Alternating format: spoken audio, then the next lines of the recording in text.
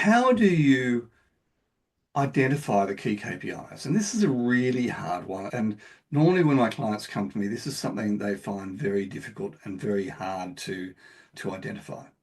So I designed a tool. What you'll find with me, I work on a theory of R&D, rip off and duplicate.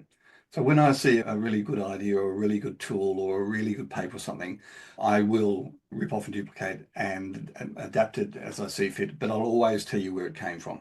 So this one, the idea behind this one came from a fellow by the name of Dave Bainey. He's another CEO coach out of, I have a feeling he's out of Mississippi in the US, and he wrote a really good book called The 3x5 Coach, and it's only about 50 pages. And he talked about this concept of your top right, which I've adapted into my mentoring everywhere.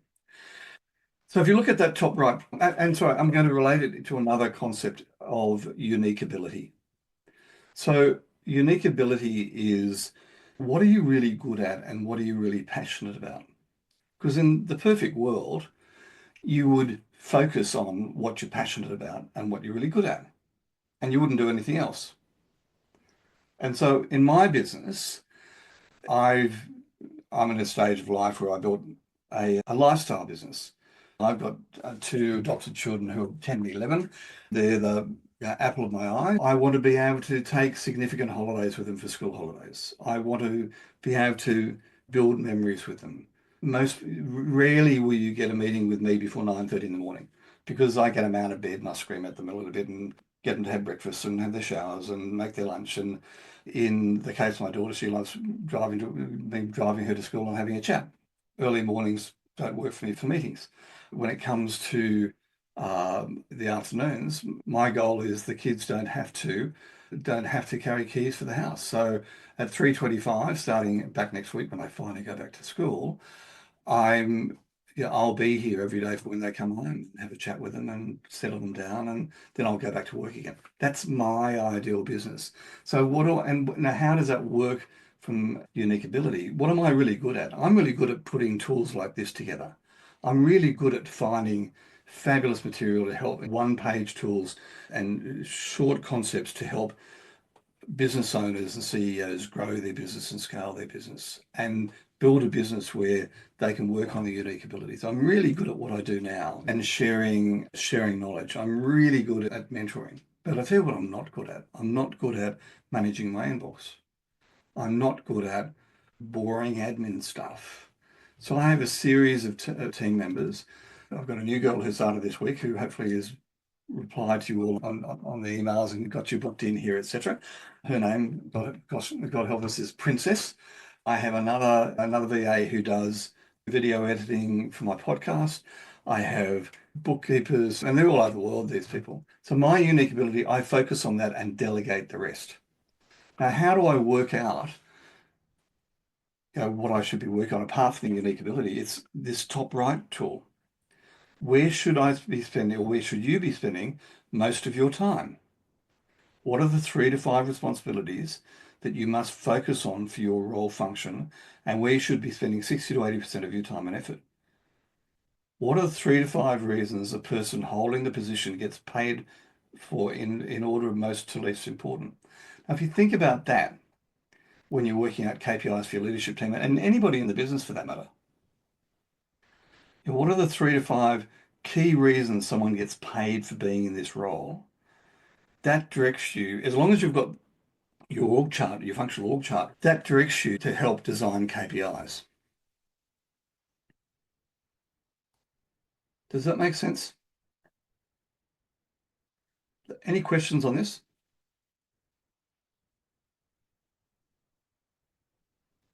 Is this the Eisenhower matrix, more or less? It's not, Matt. The Eisenhower matrix is a time management tool. So if you think about it, Eisenhower, the top right there is what's most important but not urgent. Top Right. left is what's important and urgent. And then down below is what do you delegate and what do you not do at all. It's a similar model when it comes to the 4 quadrant matrix. And if you look at it on the bottom variable here is time, and the left-hand variable is value impact results. Yeah. Thanks, Jonathan. Okay, so if you look at the bottom, high time, low value impact results, that's where you should spend none of your time. That's where everything should be delegated or just not done. I spent 4 hours with a client's leadership team yesterday, and we were talking about a future org chart. And it's another concept I mentor my clients on, which is looking out 6, 12 months, 2 years, 3 years. What does your org chart, what does the people strategy need to be to match your actual strategy? And I challenged the leadership team yesterday, what is it you're not going to do? Because so often we get your team members and your leaders and you doing things that you just shouldn't be doing and are not productive for you or the business and are really irritating. So the different metrics here on the left-hand side, high value, low time, lower priority areas that could be delegated, where you should spend some of your time perhaps training and delegating more and leading others and let others do the work rather than you specifically doing the work, if that makes sense. So if we go back to the unique ability piece and me, what I'm doing here is definitely my top. It's a fascinating thing how in my business, and Alison, you might relate to this, how I generate clients. I have people who've been, I'm going to jokingly say spamming, but yeah, I've been sending educational content for 3 years and suddenly I get a phone call out of the blue of someone I've never heard of, but they're in my database and say, look, I've been following you for 3 years and yeah, I'd like to talk to you about being a client. This whole teaching content, adding value, letting people know my personality, etc., is one of my key top rights, if that makes sense. Okay, in the pack, this is a fillable.